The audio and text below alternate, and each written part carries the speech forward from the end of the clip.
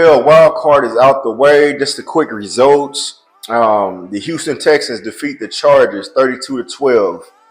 Baltimore defeats Pittsburgh Steelers 28-14. Buffalo defeats Denver 31-7. On the NFC side, we had the Rams defeat Minnesota 27-9. Washington pulls off the win on the road versus Tampa Bay 23-20. And the Philadelphia Eagles beat the Green Bay Packers 22-10. Excuse me. Now we move into the divisional round. Wait, before I get into that, I just wanted to say it was two things I wanted to say about as far as ownership in the NFL. One, the first thing was that the Tennessee Titans, my team, decided to fire Rand, our GM. I have my concerns about that. I also have my opinions on what I think happened. I believe that they want to take Rand maybe wants to take Shador first for the first overall pick. I think the ownership is stuck on Will Levis, or they think that Ward is the better the quarterback, or they believe that Will Levis is the guy at quarterback, and they want to draft outside of a quarterback for that first round pick. And I don't think they could come to the owner couldn't tap in with what Rand was trying to do as the GM, and I think they're just letting go. So now they're going to go find a GM that's a yes man or a yes woman, as it's going to say yes to everything that the ownership says, just like on some Jerry Jones shit. So I just wanted to get that out of the way. Also, the Dallas Cowboys let go of Mike McCarthy, who was their head coach for the last 2 or 3 years. They finally tapped out on him. A lot of people are saying that maybe Deion Sanders is a great fit for that job. I disagree, because I believe if Deion Sanders was to get that head coach job, he wants to draft both of his sons. But then you got a quarterback conflict, because then you got Dak Prescott, who just got paid, and then you got your son. So either you want your son to sit on the bench, or you want your son to start. And I think that would fuck up everything that they got going in Dallas. I think they should draft a running back, the Ashton dude, I want to say, from Boise State, that just ran for 2,000 yards. I just wanted to get those two quick notes out there. Let me know what y'all think about that. But as far as the divisional round goes, we have 4 games this week, Saturday and Sunday. Let's start with the AFC first. AFC or NFC? I'll start with the AFC first. Houston, we had the 10-7 Houston versus Kansas City Chiefs 15-2. Kansas City Chiefs are coming off a bye week. Houston just came off a big win over the Chargers. With this one right here, Joe Mixon got to step it up. He played okay this last game, but he needs to get active first quarter. They need to run the ball down their throat, and CJ needs to be able to spread the ball out, get it to Collins, get Woods involved, get everybody involved, because you're playing the defending champs. This is the perfect moment to shock the world, get Kansas City the fuck out of here, so now we can focus on crowning a new Super Bowl champ, and we don't have to see this three-peat. We don't have to see Taylor Swift so much. I'm just a fan of football. I love football. It's my favorite sport to watch. It's just certain things I don't want to see. Now, I do want to see a three-peat, but I just don't want to see the Kansas City Chiefs do it, man. So I might be the biggest hater y'all know. Oh, well, I don't care. As far as the game goes, the Kansas City Chiefs, they got healthy right on time. You got Hollywood Brown back. He looks great out there. You got the rookie Worthy. He's looking good. He's starting to play a lot better. They'll be without Rashid Rice still, of course, from the injury. But everybody else, DeAndre Hopkins, you got your wide receiver core. The runners are running. They just need let's see if Pachenko, with a couple weeks off, he can look back normal to what he was doing earlier in the season. And you got the nice offensive line. The defense has been playing outlandish. But on top of that, you have Patrick Mahomes leading his team. Being at home is going to be tough for Houston to come in and steal a win on the road and set up the biggest upset of the week. But if I gotta pick somebody to win, and not be biased, I'm gonna say Kansas City wins this one. They should win by at least 2 scores. I just believe they're the better team. They got way more experience at this level. They know what's on the line to win a three-peat and be the first team in NFL history. I think they're gunning for that, so I'll see them winning this game. So I'm gonna lock in Kansas City to win this week, as much as I don't want them to. Kansas City. Next game, we got Baltimore Ravens 12-5 versus the Buffalo Bills at home 13-4. this should be the game of the week to me. Both guys are number 1 and 2 in the MVP race. The winner of this should win the MVP just based off of the head to head. I want to say Baltimore already beat Buffalo earlier in the year. Um, Either quarterback has to have a big game. I'm talking 250 plus passing, a couple of touchdowns. Both of these guys are mobile, so I expect them to do it all. I just hope they can both get out this game healthy, no injuries. I hate to see injuries go off later on in the year like this, but I'm praying that this is just a mano a mano winner. The winner is the best man, and move on to the next round. Um, I'm rocking with Baltimore just because I'm a Derrick Henry fan. I know he's not a Titan anymore, but even like with Steve McNair, rest in peace to Steve McNair, Eric McNair. When he left the Tennessee Titans and got picked up by the Ravens, I was still rocking with McNair to do something that year. Even though we had a plan, I rooted for my team, but with them winning, I think they won by 3 in the divisional round and end up losing to the Raiders that year. I was still rooting for my boy to win a championship, you know. So I really want to see Derrick Henry win a championship, even if it's not with my team. Like I say, he's one of my all-time favorite. So I'm rocking with Baltimore just because that's my favorite quarterback. Um, I love this. I'm loving seeing Lamar shut the haters up. A couple of years ago, maybe 2 years ago or a year ago, they put it out there that they were training Lamar Jackson. 31 teams, all of them said no. Baltimore bought him back, and he's been showing why every team should have been on the phone trying to pick him up. So I just like the story that's being told over in Baltimore. Buffalo has had a great year. Josh Allen bringing these dudes along with him. The defense looked good, even with the pieces they lost. The wide receiver core picking up Amari Cooper, the rookie Coleman, and Shakir. They're all stepping up, but Josh Allen has been playing like a machine this year. So I think he's having a great year, man. I just want to see Baltimore win. So I'm going to rock with Baltimore to win that one. Next one right here. This is another toss up. Now, as far as the NFC goes, I see both of these games. Both could be upsets. It's possible that both games can be an upset. But like I said, I'm not biased with these picks. I'm just gonna go with the team I believe will win. Washington Commanders 12-5 versus Detroit Lions 15-2. Detroit had a great year last year. They made it to the NFC Championship. NFC Championship? Yeah, I want to say they made it to the NFC Championship. And they ended up losing in the NFC Championship after leading pretty much the whole game. Yeah, they ended up losing to the 49ers. That's what it was.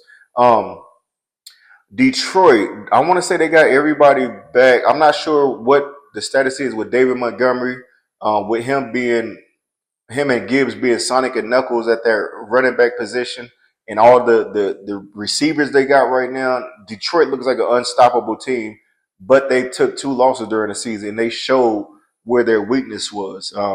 Goff had a game where he threw for 5 interceptions or some shit like that, and they still managed to keep it close. And I want to say they won that game. Correct me if I'm wrong, but I'm pretty sure they won that game.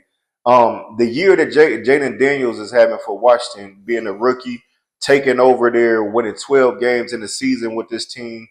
The defense looked fresh. They picked up Lattimore from the Saints, so they got a solid cornerback. And just Bobby Wagner, a linebacker at his age, like Washington looks good. I can see them pulling off the win against Detroit, but in reality, Detroit just got all the pieces, man, and they're gonna be at home. They're thirsty, they're greedy for a win. So if I had to pick, I'm going to say Detroit Lions wins this game.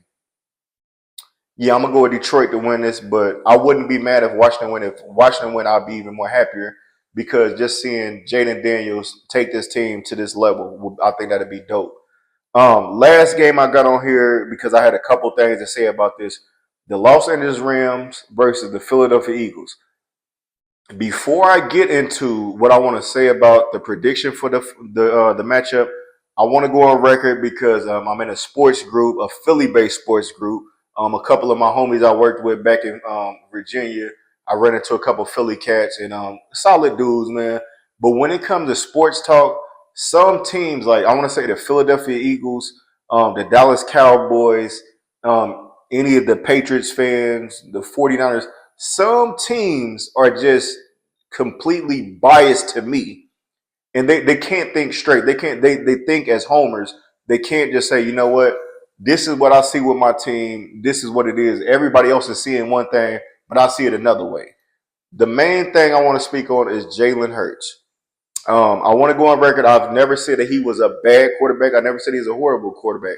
The only thing that has been said is that he is not a top 10 quarterback. You can look at the stats. I had one homie tell me that stats in football don't matter, only wins and losses, which is mind boggling because it's like, dog, if that's the case, what's the purpose of having stats? And then when we get into debates about it, he will bring one of the dudes will say, "Oh, well, Jalen Hurts QBR is top 10. QBR is a stat. What the fuck are we talking about here? You can't say that touchdowns and interceptions and yards, passing yards don't matter, but then say, oh, QBR matters, or how his completion rating hit the percentage. No, all that is stats. That's all it comes down to. What I am saying is that Jalen Hurts is not a top 10 quarterback. If you look at the top 10 passing this year, he's not in the top 10. If you look at the top 10, top 15 in passing yards, touchdowns thrown, he is not in the top 10. It's a reason because that he doesn't push the ball down the field. Most of his passing is quick passes, screen passes. Now, I will say those are smart passes, but as a fan of football, when it comes to the quarterback position, you need to move the ball down the field. If you look at any of the tapes, if you looked at the games, you will see AJ Brown wide the fuck open. You'll see Devontae Smith wide open. You'll see Dallas Gobert or whatever, Goddard. He'll be wide open. It's been plenty of times. What I've seen a lot of Philadelphia Eagles fans say is, "Hey, Jalen Hurts holds on to the ball way too long for it to be a quarterback. Once he holds on the ball for too long, he's looking to run. If he's not passing the ball, he's handing the ball off to Saquon Barkley." To me, as a football fan, that has been the bread and butter for the Eagles. That has been the recipe to win this year, is for to hand the ball off to Saquon Barkley, or let the defense, the number one defense in the league, do what they do. Put us in short field, give Jalen Hurts the ball, a little couple quick passes, get to the 1 yard line, put tush push. That's what I've seen from him. If you're saying that Jalen Hurts is a top quarterback in the league, you're dead fucking wrong. No fucking source has said that. Only fans that are biased, that are complete homers, are the ones that are screaming that he's a top 10 quarterback. And on top of that, like I said, you cannot say he's a top 10 anything without mentioning stats.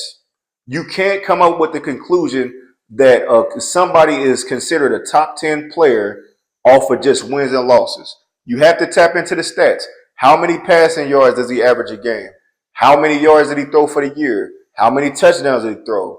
How far can he throw the damn ball? How many completions does he have for 10 plus yards? How many completions for 20 plus yards? How many for 30 plus? You can't just say, oh, he got a good QBR just because he's dinking and doinking the whole time. It's been plenty of quarterbacks that did that. Tom Brady, at one point, well, this later in his career, he's been a quarterback that was dinking and doinking. He's like, well, he ain't moving the ball. He's not doing nothing. Yeah, he's going to get his yard because those add up. And on top of that, you have yak, meaning that yards after the catch. Once the receiver catch that little 5 yard and sprint for 65 yards, of course it's going to give him more yards. But at the end of the day, all those numbers come back to having stats as a quarterback. To me, my personal opinion, Jalen Hurts is not a top 10 quarterback. That's all I'm going to say on that. I'm going to stop talking about it because, like I said, it's been an ongoing thing all year. One of the dudes will say, oh, well, they won 12 games in a row. He's a top quarterback because of that. No, they've been winning because Saquon Barkley, they've been handing the ball off to Saquon Barkley. He had 2,000 plus yards rushing this year. The defense, number one defense. If you got that number one on both sides of the ball, it's going to make your life a lot easier. So not necessarily does Jalen Hurts have to, I'm not saying he has to throw bombs. I'm just saying that's not what he does. And some fans just need to face that reality. Look, He's not going to go out there and throw for 4,000 yards. He's not going to go out there and throw for 50 touchdowns. He's just not going to do it. It's a reason why he got picked in the second round. They look to develop him. He's a great guy. He's a great leader. But at the end of the day, to me, he's not a top 10 quarterback. Is it possible that he can make it there one day? Of course it is. But he got to be able to push the ball down the field. Put it like this. If the Rams get 9 sacks on the Eagles this week and they put pressure on Jalen Hurts, the Eagles will lose this game. If Jalen Hurts goes out there and hands the ball off to Saquon Barkley and the defense plays how they've been playing all year, I think the Eagles will win. Now, when it comes to my prediction for this one, I'm going to go with the Eagles to win that just because they're at home, for one. They have Saquon Barkley, and because of the defense. I'm not saying that the Eagles are going to win because of Jalen Hurts as the quarterback. That's just me. Now, as far as the Rams go, I believe if the Rams defense plays the way they did, put the pressure on Jalen Hurts, force him to throw bad passes, put the pressure on him, contain him from running, they will lose this game. If he can't get that ball to A.J. Brown, Devontae Smith, Dallas Goedert, if he can't push the ball down the field, they're not going to win this. I may be 100% wrong, but I believe I'm right. I believe I'm 95% right that if he's not able to push the ball down the field, I can't see them running them to the dirt this game. That's just me. So I challenge anybody in the comments. If you're a Philadelphia Eagles fan, please tell me why you believe he's a top 10 quarterback. Also in the comments, let me know if stats are a football category. Do they count? What's the purpose of having stats if they don't count? Because this is the first time I've ever heard this. And I started to see, like, when it comes to being biased for your team, a lot of players or a lot of fans pick and choose what they believe works. Like I said, if you're telling me that the QBR is the reason why he should be a top 10, I'm going to tell you that's a stat. So if that's a stat, if the QBR is a stat, and you believe he's top 10 in that, I believe that he should be top 10, top 15 in passing touchdown, top 15 in passing yards. That's all it is, man. So as far as the matchup goes, I believe the Eagles will win this based off having a better defense and having the number one running back. On top of that, you got Jalen Hurts. If they get down to the goal line, you know it's tush push, it's automatic 7. Nobody has stopped it so far at that 1 yard line. So that's all I'm gonna say. Those are my predictions for this week. I just had to get out of my chest. I'm gonna post this for my homies up in up in my sports group just to let y'all know that's what it is. I'm not going back and forth with y'all in the comments for the rest of the playoffs, man. Believe what y'all want to believe. I'm gonna believe what I want to believe. But as far as the predictions go, I got the Chiefs winning. I got Baltimore pulling off the win on the road.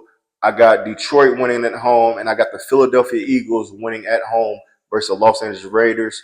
Rams, I'll take that back. Los Angeles Rams. That is all I have for football this week. If your team is still in the playoffs, good luck to y'all. I'm telling you right now, if the Titans pick Shedeur Sanders or Ward for this draft, we will be in the playoffs next year. Simple as that. That's my personal opinion. I know we can build up behind them, but that's not about that. This is about the teams in the playoffs right now. Salute to your teams if you're in the playoffs. Good luck this week, man. It look like we got 4 amazing matchups. I can't wait to. I look forward to it. Kansas City Chiefs, Baltimore Ravens, Detroit Lions, and the Philadelphia Eagles. That's all I got for y'all for the NFL divisional rounds. Like, share, and subscribe to the Meet You from the Midwest podcast for your latest news, NFL news on Facebook, Instagram,